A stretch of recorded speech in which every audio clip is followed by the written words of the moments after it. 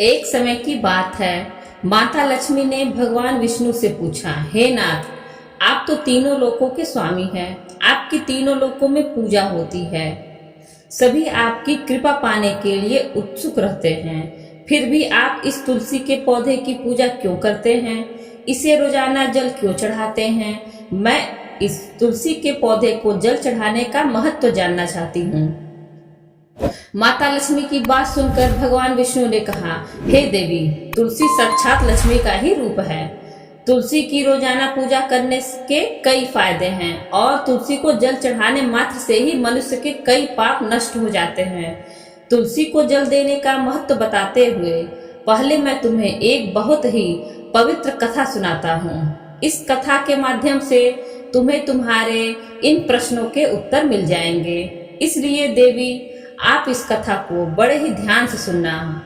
भगवान विष्णु ने कहा, हे देवी, जो भी मनुष्य इस कथा को ध्यान लगाकर पूरी सुन लेता है उसे 100 वर्षों तक तुलसी को जल देने का फल प्राप्त होता है।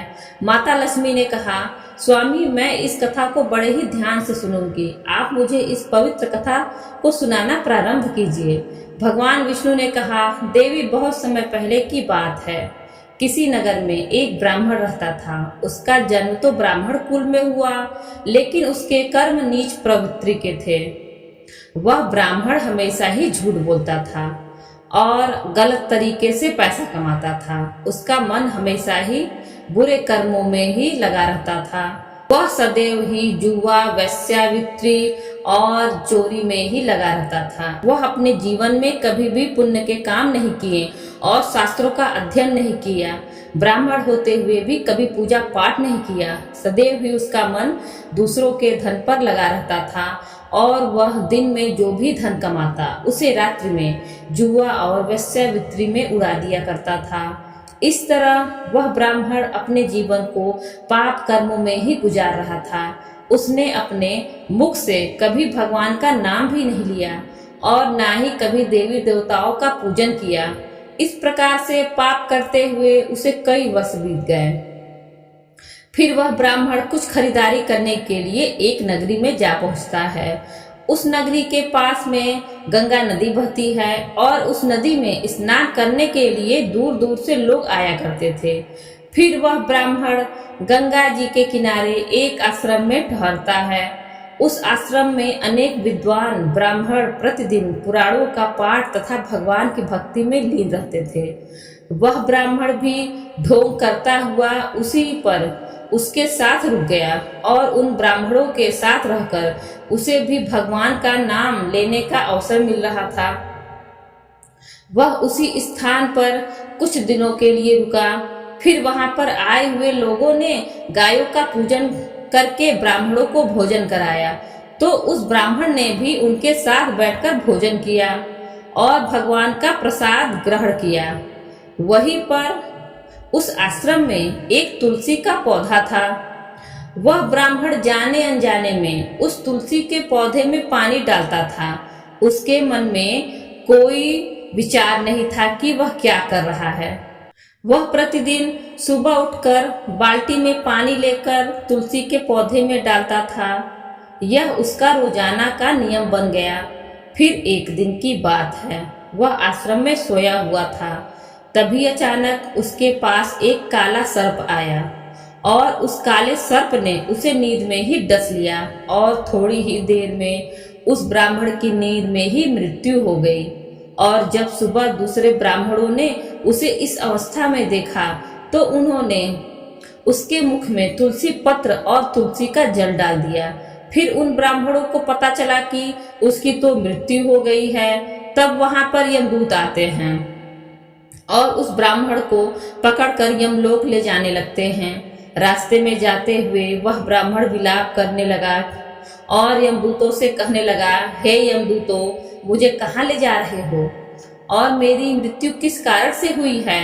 तब यमदूत कहने लगे, हे ब्राह्मण, तुमने जन्म से लेकर मृत्यु तक बहुत पाप कर्म किए हैं और तुम्हारे पापों के कारण ही तुम्हें एक काले सर्प ने काटा और जिसकी वजह से ही तुम्हारी मृत्यु हुई है। और अब हम तुम्हें यमपुरी लेकर जा रहे हैं। वहां पर यमराज तुम्हारे पाप कर्मों का लेखा जोखा देखेंगे और निश्चित ही तुम्हें घोर नरक में डालेंगे। फिर से वो ब्राह्मण फूट फूट कर रोने लगा और उन यमदूतों से माफी मांगने लगा, किंतु यमदूतों को उस पर जरा सी भी दया नहीं आई और वे उसे मारते हुए यमलोक लेकर गए। जब यमदूत उस ब्राह्मण को लेकर यमराज के सामने उपस्थित हुए तो यमराज के पास बैठे हुए चित्रगुप्त ने उस ब्राह्मण के कर्मों का लेखा जोखा निकाला और यमराज से कहने लगे, हे धर्मराज, इस ब्राह्मण ने तो अपने पूरे जीवन भर पाप ही पाप किए हैं। इसने जीवन में कभी पुण्य का काम नहीं किया। यह तो घोर पापी है। इसे तो हमेशा के लिए नरक में डाल दिया जाए। फिर यमराज कहते हैं, हे यमदूतों, जीवन भर पाप करने वाले इस ब्राह्मण को उठाकर ले जाओ और इसे नरक में डाल दो। यमराज का आदेश मिलते ही वे यमदूत उस ब्राह्मण को लेकर नरक की ओर चल दिए और ब्राह्मण को पीटते हुए नरक में ले गए और वहां ले जाकर उसे खौलते हुए तेल की कढ़ाई में डाल दिया। परंतु जैसे ही उस ब्राह्मण को खौलते हुए तेल की कढ़ाई में डाला तो वह तेल एकदम से ठंडा और शीतल हो गया। इस घटना को देखकर उस यमदूत को बड़ा ही आश्चर्य हुआ।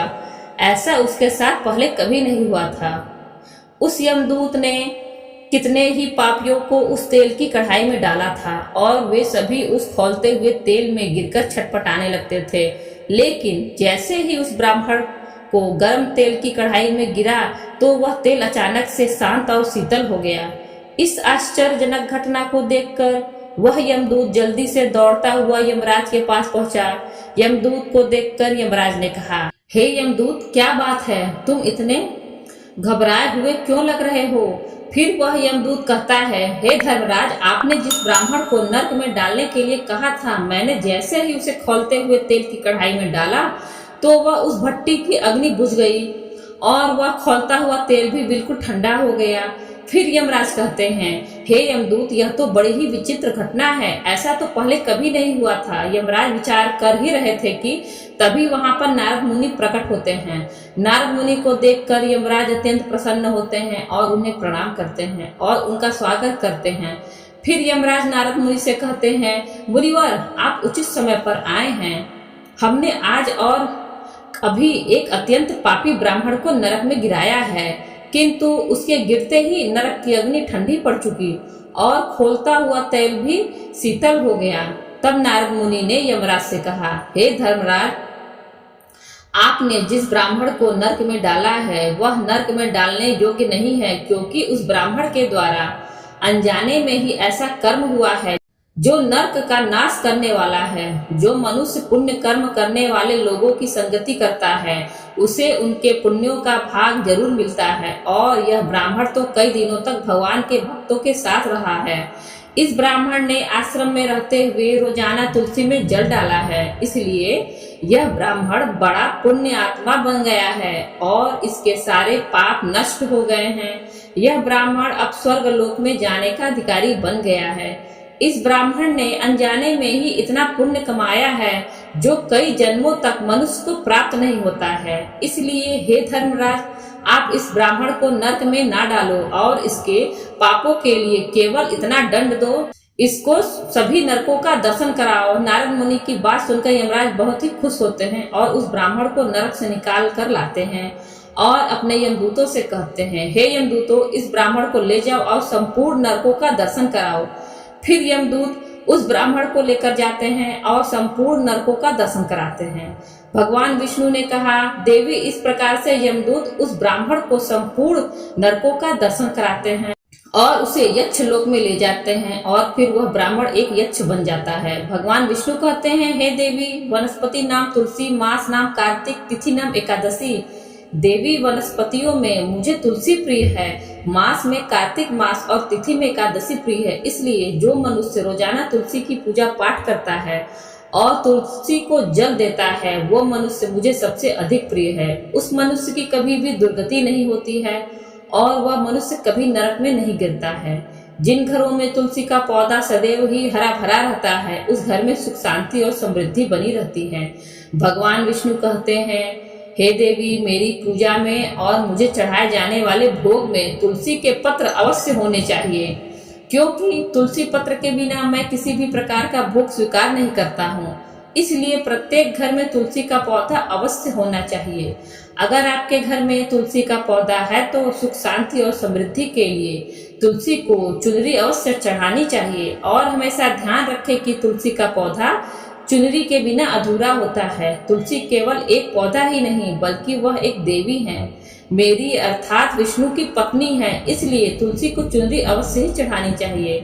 इससे पति पत्नी में प्रेम और विश्वास बढ़ता है। पति पत्नी का दाम्पत्य जीवन खुशहाल बना रहता है। घर में रहने वाली महिलाएं सदा सुहागिन और सौभाग्यशाली रहती हैं। तुलसी का विवाह भी अवश्य कराना चाहिए। इससे मनुष्य के सभी दुखों का अंत होता है और सांसारिक जीवन सुख में बीतता है। भगवान विष्णु कहते हैं, देवी तुलसी के पौधे के पास अपने मुख से अपशब्द नहीं बोलने चाहिए। तुलसी के नजदीक भूल से भी जूते चप्पल अथवा झाड़ू पोछा नहीं रखना चाहिए, इसे पाप माना गया है। तुलसी के पौधे के पास जल से भरा हुआ बर्तन भी नहीं रखना चाहिए। तुलसी के पौधे के पास दीपक जलाने के बाद दीपक को वहां से हटा देना चाहिए, क्योंकि तुलसी के नीचे बुझा हुआ दीपक रखना अशुभ माना जाता है। जिस स्थान पर भी तुलसी का पौधा होता है उस स्थान को हमेशा ही साफ स्वच्छ रखना चाहिए। इसलिए नियमित रूप से तुलसी के पौधे के पास साफ सफाई का ध्यान रखना चाहिए। तुलसी के पौधे में शिवलिंग और गणेश जी की प्रतिमा नहीं रखनी चाहिए। साथ ही तुलसी के गमले में अन्य किसी भी प्रकार का पौधा भी लगाना अशुभ होता है। तुलसी के पौधे के पास कपड़े भी नहीं सुखाने चाहिए, अन्यथा कपड़ों का गंदा पानी तुलसी के पौधे पर गिर सकता है। और हमेशा ध्यान रखना चाहिए कि तुलसी के पत्र को नाखून से नहीं तोड़ना चाहिए, इससे तुलसी का अपमान होता है। यदि तुलसी के पत्ते सूखकर गिर जाते हैं तो उन्हें कचरे में नहीं फेंकना चाहिए, क्योंकि वे पत्ते पैरों के नीचे आते हैं, जो अच्छा नहीं होता। उन पत्तों को आप तुलसी की मिट्टी में ही दबा दें। और रविवार के दिन तुलसी के पत्ते नहीं तोड़ने चाहिए और रविवार को तुलसी को जल भी नहीं चढ़ाना चाहिए। बाकी सभी दिन तुलसी को सुबह स्नान से निवृत्त होकर जल देना चाहिए और शाम के समय एक दीपक जलाना चाहिए। भगवान विष्णु कहते हैं, देवी अक्सर महिलाएं स्नान के बाद अपने बाल खुले रखकर ही तुलसी को जल देती हैं। ऐसा करना गलत होता है। महिलाओं को हमेशा ही अपने बाल बांधकर माथे पर सिंदूर लगाकर ही तुलसी में जल देना चाहिए। इससे तुलसी का आशीर्वाद प्राप्त होता है। घर में तुलसी का पौधा लगाते समय ध्यान रखें कि इसके लिए गंदी मिट्टी का उपयोग नहीं करें, साफ स्वच्छ मिट्टी का ही उपयोग करना चाहिए। इससे तुलसी माँ रूठ जाती हैं और सूखने लगती हैं। तुलसी का पौधा कभी भी गंदे स्थान पर नहीं लगाना चाहिए, जैसे नाली अथवा बाथरूम के पास तुलसी के गमले को कभी नहीं रखना चाहिए, अन्यथा गंदा पानी तुलसी के पौधे में गिर सकता है, जो बहुत ही अशुभ माना गया है। घर में तुलसी का पौधा कभी सूखना नहीं चाहिए। शास्त्रों में ऐसी मान्यता है कि तुलसी का पौधा सूखना अकाल मृत्यु की सूचना देता है। घर में तुलसी का पौधा सूख जाए तो घर की सुख समृद्धि खत्म हो जाती है। सूखी हुई तुलसी में माँ लक्ष्मी का वास नहीं होता है। भगवान विष्णु कहते हैं, शास्त्रों के अनुसार मासिक धर्म के दौरान महिलाओं को तुलसी के पौधे में पानी नहीं डालना चाहिए और तुलसी को स्पर्श नहीं करना चाहिए। तुलसी को बिना स्नान किए जल नहीं देना चाहिए और पैरों में चप्पल आदि पहनकर भी तुलसी को जल नहीं देना चाहिए। तुलसी को जल देते समय ध्यान रखें कि वह जल आपके पैरों पर ना पड़े, इससे तुलसी का अपमान होता है। भगवान विष्णु कहते हैं, नित्य तुलसी के दर्शन से मनुष्य को स्वर्ग की प्राप्ति होती है और तुलसी पत्र के सेवन से उसके सभी पाप नष्ट हो जाते हैं। तुलसी का पौधा हमेशा घर के सामने लगाना चाहिए। इसे पूर्व अथवा उत्तर दिशा में लगाना सबसे अधिक शुभ होता है। तुलसी के पास मरुस्थलीय पौधे रखना बहुत ही अशुभ माना गया है। ऐसे पौधों से नकारात्मक ऊर्जा निकलती है। शास्त्रों में कहा गया है, जिन पौधों से हरी भरी कलियों की उत्पत्ति ना हो उसके स्थान पर कांटे निकलते हों, तो ऐसे पौधे को तुलसी के पास कभी नहीं रखना चाहिए। शास्त्रों में केले के पौधे का विशेष महत्व बताया गया है।